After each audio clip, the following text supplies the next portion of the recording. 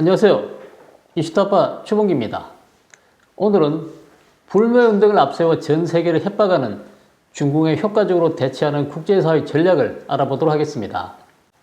최근 중국 공산당이 주도한 스웨덴 브랜드 H&M 공격 사건은 국제사회에 큰 충격을 주고 있지만 사실 이것은 경제적 협박 수단 중 하나에 불과합니다. 중국이 세계 2위 경제대국으로 급부상하면서 경제적 측면에서 전 세계에 미치는 피해는 매우 컸지만 사실 그동안 끼친 피해에 대해서는 과소평가되어 왔었습니다. 중국의 경제적 협박을 어떻게 효과적으로 대응할 것인가 하는 문제는 사실 오래전부터 전 세계가 안고 있던 도전과제였습니다. 오늘은 두 가지 측면에서 이를 분석해 보려고 합니다. 먼저 그 첫 번째는 중공 정권의 특성을 파악하고 보편적 가치를 바탕으로 대응해야 한다는 점입니다. 중공 경제는 공산국가의 기형적인 경제 체제, 정책, 구조 때문에 보편적인 미국이나 서방 경제, 나아가 개발도상국가의 경제와는 질적으로 다릅니다.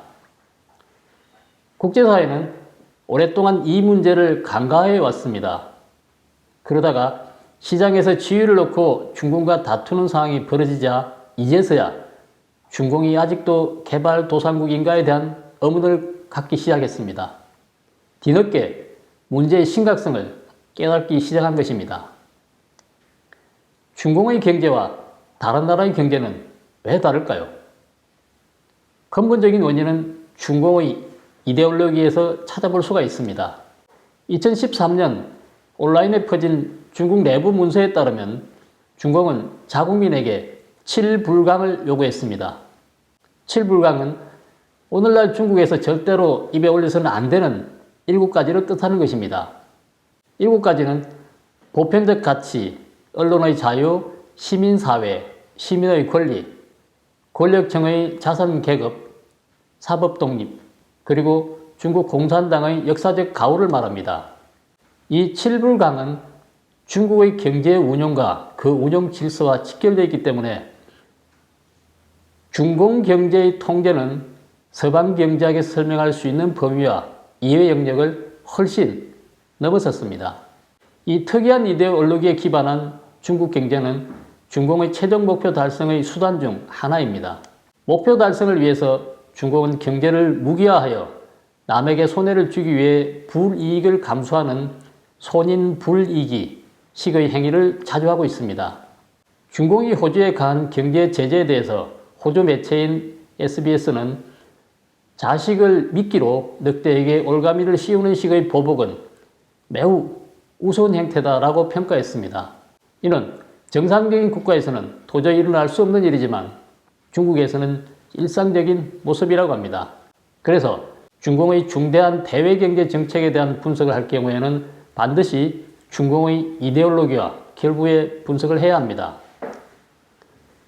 국제사회는 중공의 경제적 협박에 대응할 때 반드시 보편적 가치를 지녀야 합니다. 보편적 가치는 경제가 정상적으로 운영될 수 있는 도덕적 토대일 뿐만 아니라 중공 이데올로기의 천적이기도 합니다.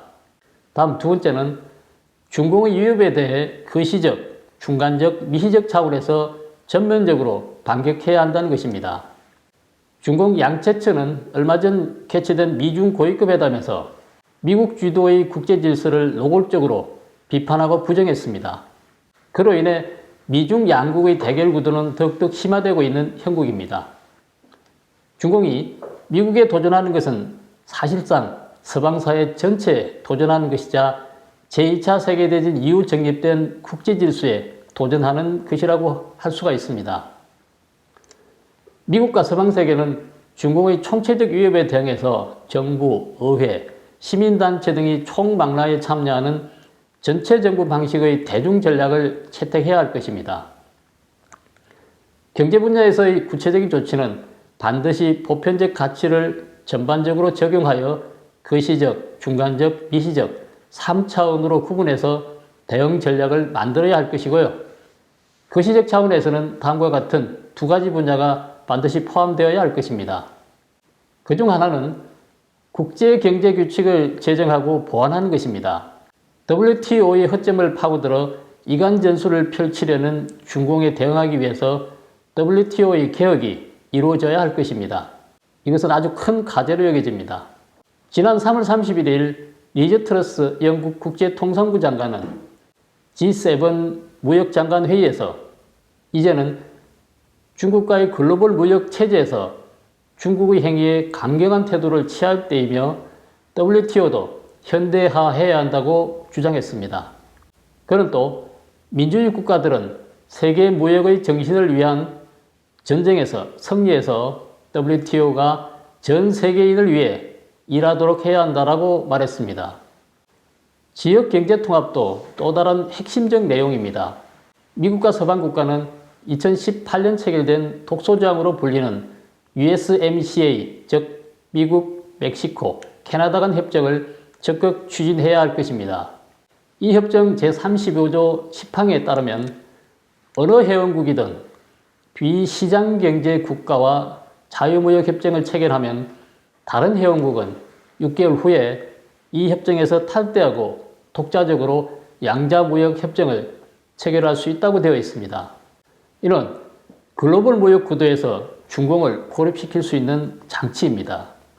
다른 하나는 중공의 기형적인 경제 체제, 구조, 정책을 양자교섭에서 중요한 의제로 삼고 중공의 경제적 협박에 단호히 반격하는 것입니다. 무역 및 경제관계는 상호 의존적인 것입니다. 중공은 상대적으로 열악한 지위에 있다 할지라도 정치를 최우선시하기 때문에 항상 이러한 의존관계를 이용해서 정치적 목적을 달성하려고 합니다. 국제사회는 이를 결코 용납해서는 안 될 것입니다. 또한 중공은 경제 침투와 과학기술 절취의 아주 고수입니다. 이에 대해 반드시 상응하는 반격 수단이 있어야 합니다. 예를 들자면 중공과 관련된 중대한 경제적 행위에 대한 국가안보 심사제도, 도난 방지 및 지적재산 보호 등을 강화해야 합니다. 이 점에서 미국 전임 행정부가 시작한 미중 무역전쟁과 미중 무역협상이 성공적 사례로 꼽힙니다. 중간적 차원은 주로 전략적 기술, 산업사설, 업종, 신흥산업 등의 자원을 말합니다. 자유, 법치 등 시장경제 원칙에 위배되는 국가가 주도하는 이른바 중국 모델은 세계 경제의 큰 해악입니다. 중공의 중국 제조 2025 계획은 강한 반대에 부딪혔습니다. 지난 3월 31일 미국 무역대표부가 2021년 국가별 무역 장벽 보고서를 발표하였습니다. 발표 내용을 보면 중국은 경제와 무역에서 국가주도 방식을 사용해서 비경제적인 생산 능력을 창출하는 세계 1위 위반자가 됐다. 철강, 알루미늄, 태양광 등 여러 업종이 심각한 생산 능력 과잉을 지속하고 있는 것이 이를 증명한다라고 되어 있습니다. 최근 G7 통상장관회의에서 발표한 유해 보조금을 보이콧하자는 공동성명은 분명 중공을 겨냥한 것입니다. 중간적 차원에서 중공에 대응하는 많은 조치 중 하나는 제품의 국제 표준을 보완해서 이것을 글로벌 시장의 기초로 삼는 것입니다. 이번 H&M 사건은 면화산업 비영리단체인 BCI, 즉 더 나은 면화계획과 많은 글로벌 브랜드가 중국 신장의 대규모 인권 침해 행위에 항의하는 취지에서 신장에서 제조한 면 제품을 보이콧한 데서 비롯된 것입니다. 이처럼 제품 표준에 품질 기준뿐만 아니라 환경, 인권 등의 기준을 포함시킴으로써 경제의 지속 가능한 발전과 사회의 공정과 화합에 기여해야 합니다. 그리고 디커플링을 원하지 않는다면 반드시 제품의 국제 표준을 지켜야 한다고 중공에 명확히 알려야 합니다. 다른 하나는 전략적 과학기술, 군민 양용기술, 군사장비, 전략물자 등에 대한 대중 수출 통제를 강화하는 것입니다. 공산권 국가를 대상으로 무기 및 기술 수출 금지를 관리하는 기구인 바세나르 협정은 매우 느슨한 기준을 지니고 있습니다. 회원국은 공통규제 원칙과 명세서를 참조해서 자체 수출 통제 조치와 방식을 결정하고 각국의 자체 처리 원칙을 스스로 비준할 수 있습니다.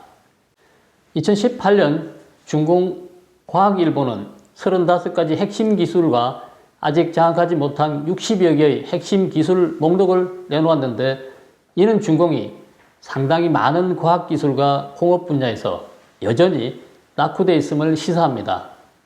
이런 상황의 중공이 바세나르 협정의 허점을 이용하고 있기에 이제라도 바로잡아야 한다고 합니다. 미시적 차원에서의 대응이란 특정 기업이 중공의 침해나 횡포를 당했을 때 해당 국가가 적극적으로 구조해야 하는 것입니다. 중공 정권의 일부 산업이나 기업에 막대한 보조금을 지급함으로써 힘을 실어주어 절대적인 힘을 발휘하고 있습니다.